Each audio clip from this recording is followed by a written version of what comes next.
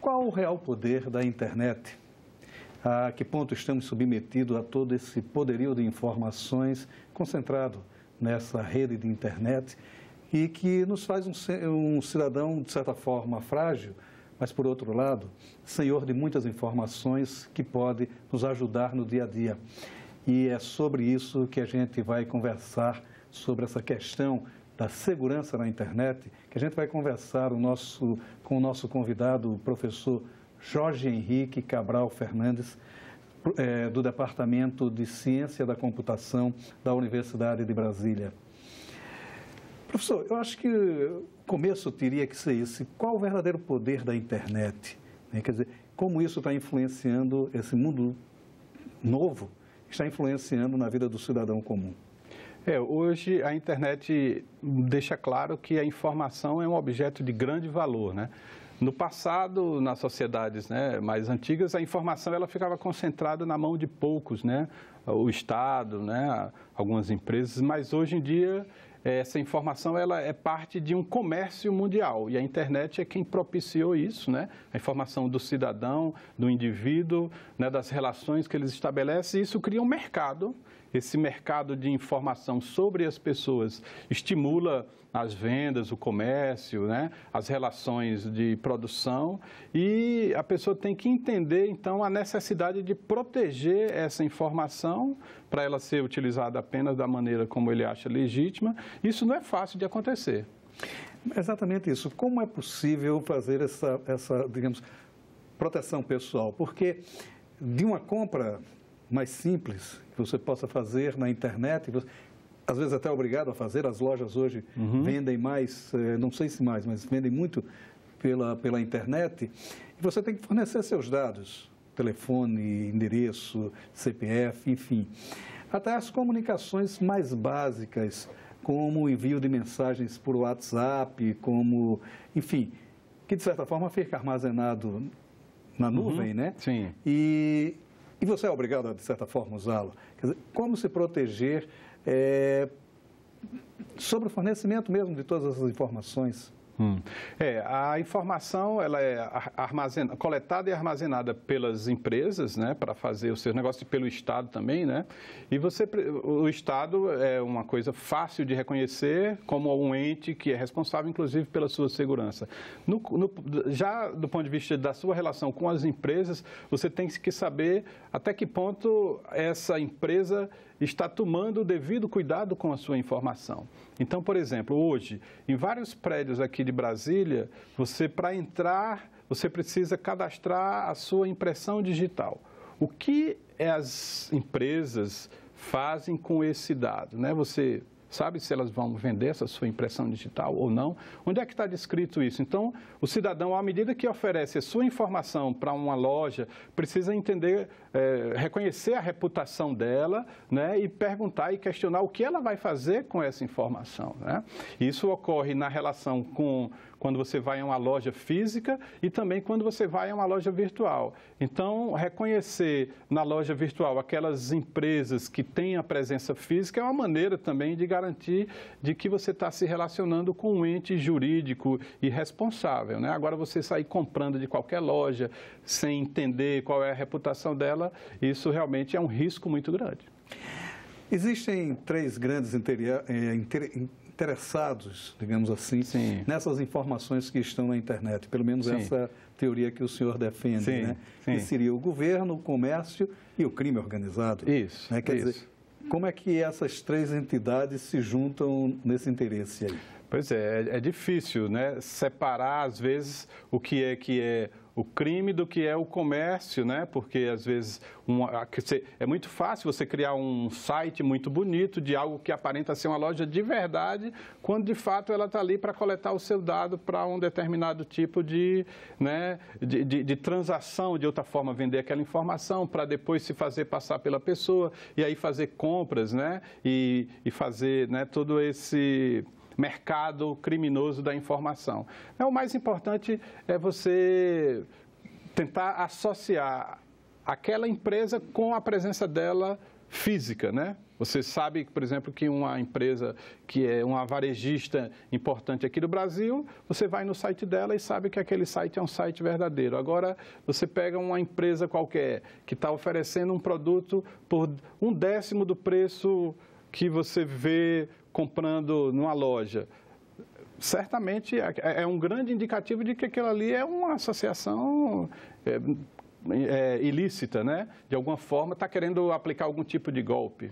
Então, é tentar entender, não existe nada de graça no mundo, né? Não existe ninguém distribuindo dinheiro, né? E você não vai ficar rico da noite para o dia porque achou uma grande oportunidade que ninguém sabe que existe, né? Então, as pessoas, ao caírem desses golpes, perdem muito, né? E os criminosos sabem que é um tipo de, vamos dizer, atividade altamente lucrativa. No caso específico de bancos, por exemplo, né, que é uma coisa, está ali o seu dinheiro, o que você poupou a vida toda, né? Quer dizer, a manipulação, a gente recebe muitas ligações, inclusive de bancos, dizendo, olha, você tem um bom cadastro. Ora, onde eles conseguiram esse bom cadastro nosso? Né? Quer dizer, como é essa circulação entre os bancos? Existe essa circulação, há segurança mesmo nos sites dos sistemas financeiros? Existe. Os sites de bancos, né, eles investem muito em segurança, né? Agora, é muito fácil você mandar um e-mail em nome de outra pessoa. O sistema de e-mail, ele permite que você se identifique com qualquer pessoa. Eu posso mandar para você um e-mail me fazendo passar pelo presidente do Senado, né? E bota o nome e o e-mail e o protocolo não vai dizer que é falso ou não. Então, você que tem que reconhecer, poxa, será que o presidente do Senado mandaria um e-mail para mim e aquele teor lá dentro é coerente com o que ele vai, né, estar querendo de mim? Né? Então, na hora em que você recebe um e-mail dizendo você tem um boleto bancário a pagar no valor de R$10.000 do site tal, aí você pergunta, bom, realmente eu tenho aquele compromisso ali com aquela instituição, será que ela é verdadeira? E eu posso telefonar de volta e confirmar, né? Então, é importante quando você receber qualquer mensagem que te ofereça muito dinheiro, que te cobre muito dinheiro, verificar se aquela mensagem realmente veio daquele que diz ser o remetente. E aí, para isso, você usa o telefone ou mesmo manda um e-mail de volta, né? Ou manda um e-mail para confirmar aquilo ali, ou vai no site, né? Então, nenhum banco manda diretamente mensagens para os seus clientes com serviços financeiros. Quando você recebe uma mensagem de um banco, uma mensagem personalizada, ela é falsa, né? De qualquer instituição financeira. Elas não fazem isso exatamente porque é muito frágil o sistema de e-mails. E existe também um golpe mesmo, né? Das pessoas que mandam e-mails se dizendo hackers que conseguiram hackear os nudes, por exemplo, de uma determinada... E começa a chantageá-los se não depositar uma determinada quantia, eles acabam divulgando as tais fotos, né? Sim. Quer dizer, como se proteger nesses casos mais específicos assim, que a gente sabe que são golpes, né? Né? Então, primeiro nunca deixar nenhum tipo de fotografia ou que te seja sensível em um equipamento digital conectado à internet. Mais cedo ou mais tarde, essa foto vai parar nas mãos de quem não devia. Então, primeiro, não fotografe, né? Ou se fotografar, apagar ou utilizar uma câmera, né? Uma câmera que não esteja conectada à internet, é a primeira coisa. Então, qualquer coisa que esteja conectada, qualquer coisa que esteja depositada dentro de um smartphone ou dentro de um computador, ela vai parar na nuvem e pode ser que ela seja roubada agora ou daqui a 10 anos ou daqui a 20 anos, ou ela já está roubada e daqui a 20, 30 anos alguém vai utilizar aquilo. Então, né, não confiar, né? Essa conectividade toda foi feita exatamente para os dados fluírem. Então, é uma questão de comportamento, né?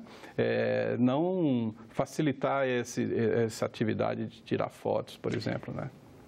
Os smartphones, sobretudo, eles, alguns exigem já que o cliente tenha uma senha. Sim. Né? Quer dizer, só posso utilizar a partir daquela senha. Sim. Esse sistema é seguro? São as lojas de aplicativo, né? Para eu baixar qualquer aplicativo de uma loja né, do Android, né, ou do iOS, né, da Apple, eu preciso de um cadastro. Isso é parte de um mercado também de informação, né, onde você vai mapeando quais são os interesses de cada usuário nesse processo, né? Os usuários também podem comprar aplicativos. Então, você, ao comprar um aplicativo, um celular, né, por exemplo, da Apple, você sabe que você vai ter que passar os seus dados de cartão de crédito e os seus dados pessoais para aquela loja. É uma decisão sua, você pode não usar isso aí, você pode optar por outras plataformas, né, que sejam abertas ou baixar aplicativos de plataformas abertas, né? Mas realmente nós estamos sendo conquistados ciberneticamente por todas essas empresas que oferecem serviços em busca de nossas informações, né, o tempo todo. É um jogo, né? É um jogo onde a gente sabe, ou pelo menos deveria saber, onde está entrando. E você, de qualquer forma, há um hábito hoje de você salvar a senha no próprio smartphone. Sim. Né? Senhas, formulários de sites que você visita, né? Tudo isso fica guardado dentro daquele equipamento, né? E isso não tem qualquer segurança? Não, tem segurança. Você pode bloquear o acesso ao equipamento por uma senha, né?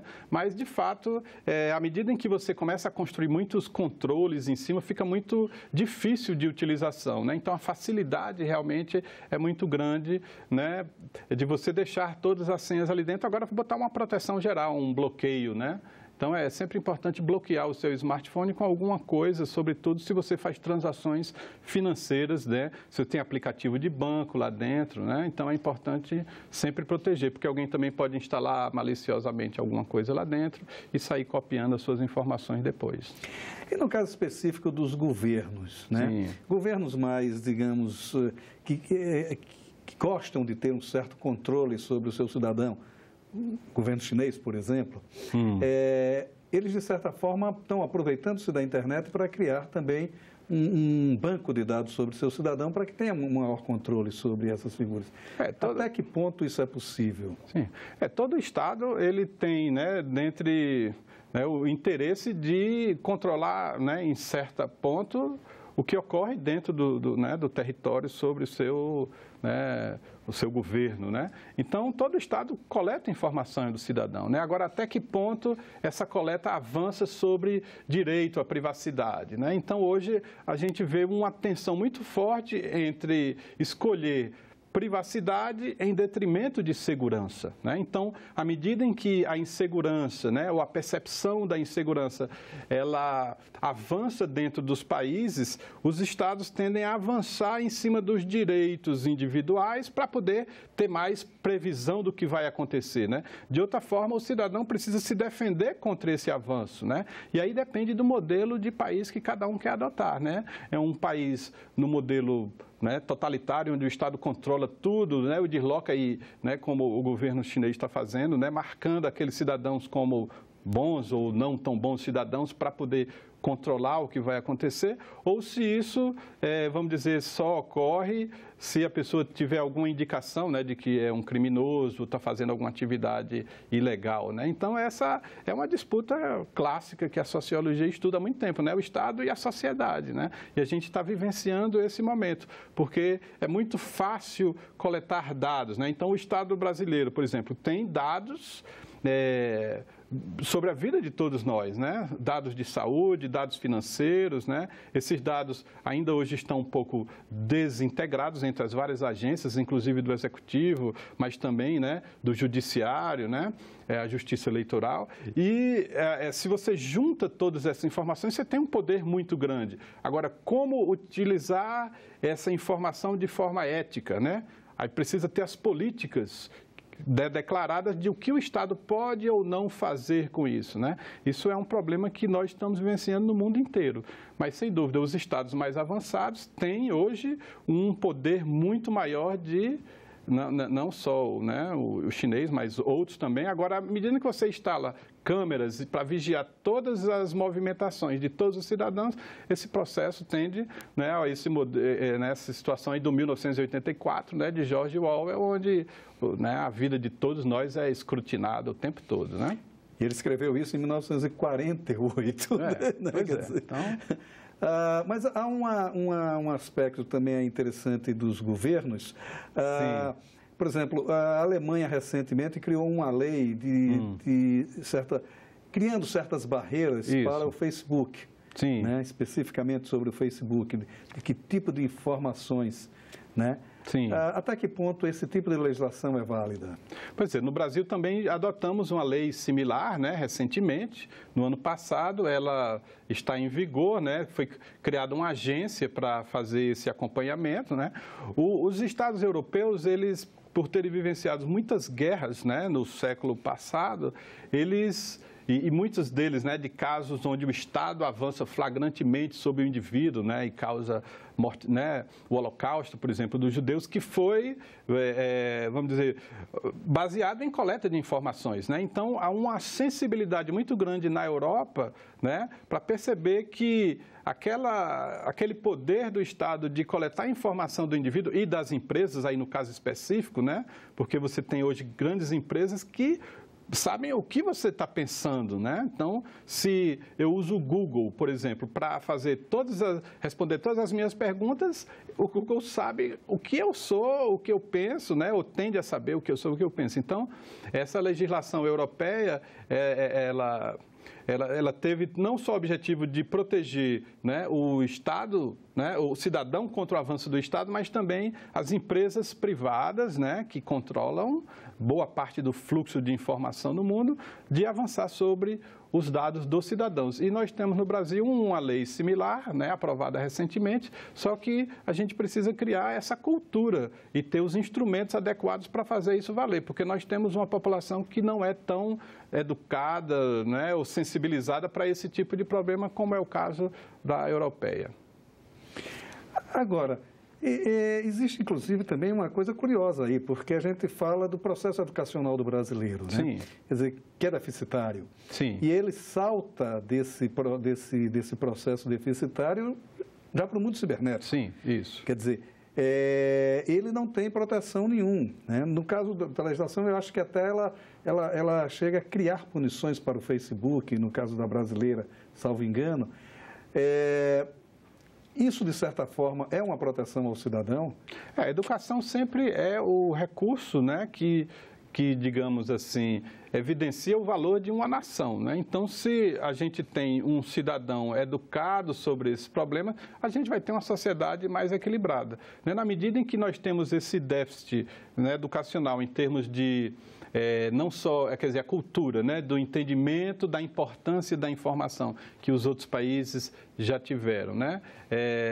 E a questão de saber julgar se aquela informação que você recebeu é legítima ou não, se ela é de boa qualidade ou não, se eu devo repassar ou não, né? Isso cria hábitos, né? Então, nós temos uma elevadíssima adesão às mídias sociais, né? O Brasil é um dos países que mais usa mídias sociais. E a gente se comunica e passa informação e expomos as nossas vidas, né? As nossas fotos, né? De famílias, tudo. E a gente vai, vamos dizer assim, construindo uma forma de vida, né? Agora, dentro disso, então, as estruturas de crime buscam aproveitar-se das situações, criando, né, ataques e formas de roubar dados ou valores das pessoas, e a gente precisa educar o cidadão a reconhecer isso, né, a reconhecer a qualidade da informação que recebe. Esse é o principal, vamos dizer, déficit educacional, talvez, que nós temos hoje, né? Saber entender uma informação de qualidade. E também essas redes sociais, elas não são gratuitas em tese, né? Sim. Na prática mesmo, elas não são gratuitas. Alguém paga esta conta. Não existe nada de graça no mundo, né? Tudo tem um valor, né? Então, quando você não paga para utilizar o Facebook, ou não paga para utilizar o Twitter, ou não paga para utilizar qualquer mídia social ou qualquer tipo de serviço, isso é porque existe um modelo de negócio. Como é que a empresa vai viver se ela não extrai algum benefício daquilo que ela te oferece? Então, é saber, né, que você está ali num processo, numa troca, né? Então, eu uso porque aquilo me faz, né, me traz um benefício, mas você tem que saber que o outro também é beneficiado com isso. Agora, até que ponto, né, você tem que saber qual é o limite daquela relação, né? Então, por exemplo, eu posso depositar o backup de todos os dados do meu smartphone numa nuvem, né? E dizer, eu vou sincronizar. Ora, por que é que uma empresa oferece gigabytes de dados para você ficar guardando se você não está pagando nada para aquilo? Porque aquilo gera um tipo de negócio para ela, de inteligência sobre o que está circulando dentro daquele dado. Agora, se você tem consciência disso e vive com isso, tudo bem, né? Mas você pode também dizer, não, eu não quero passar depositar todos os meus bens informacionais no site de uma empresa qualquer ou de uma empresa mesmo reconhecida, né? Eu vou fazer isso em casa, só que vai me dar mais trabalho, eu vou ter que pagar para isso, né? Eu vou ter que comprar um HD, eu vou ter que, uma vez por mês, copiar os meus dados, né? Então, é uma questão de escolha. Agora, a gente precisa saber que está fazendo essa escolha. No último dia 5 de fevereiro, foi comemorado o Dia da Segurança na Internet. Sim. Mas a segurança, em tese, não existe, mas a importância da criação desse dia. O dia é importante para a gente debater, né? As escolas precisavam fazer isso regularmente, né? Desde criança, a gente precisa, né, pensar sobre a importância da informação. É uma reflexão difícil, né? Se você pega, por exemplo, academicamente, existe mais de 50 definições distintas sobre o que é informação. Não há um consenso, né? Mas o fato é de que ela está presente em nossas vidas o tempo todo. Então, o Dia Internacional de Segurança da Informação é um dia, vamos dizer assim, para a gente marcar se a gente avançou de um ano para o outro, né? Sobretudo as empresas, por exemplo, e os governos, né? Como eu estava a situação o ano passado, como eu estou um ano depois. Será que eu avancei ou não, né?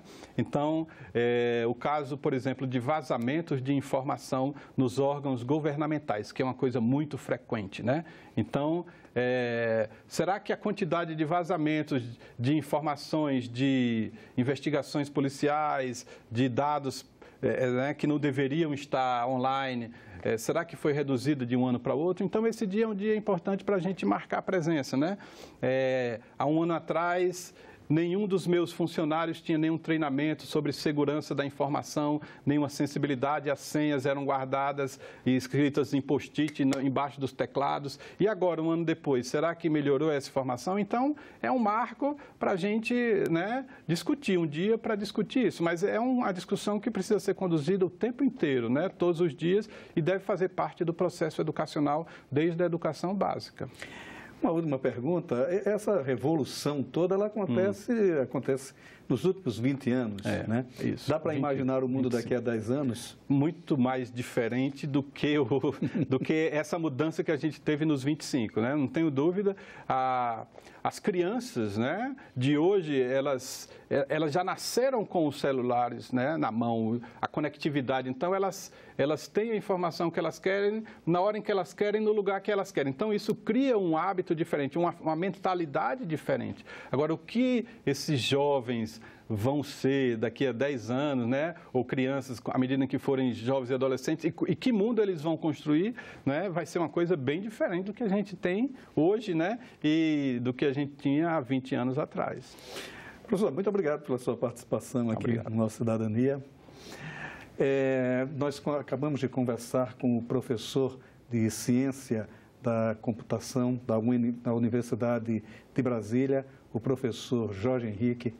Mas se você quiser rever, baixar ou compartilhar o link desse programa, é só visitar nossa página na internet, no endereço senado.leg.br/TV, ou então o canal de TV Senado no YouTube. E se você quiser fazer algum comentário, crítica ou sugestão, você pode telefonar para o 0800 61 2211. Obrigado pela sua atenção e até nosso próximo Cidadania.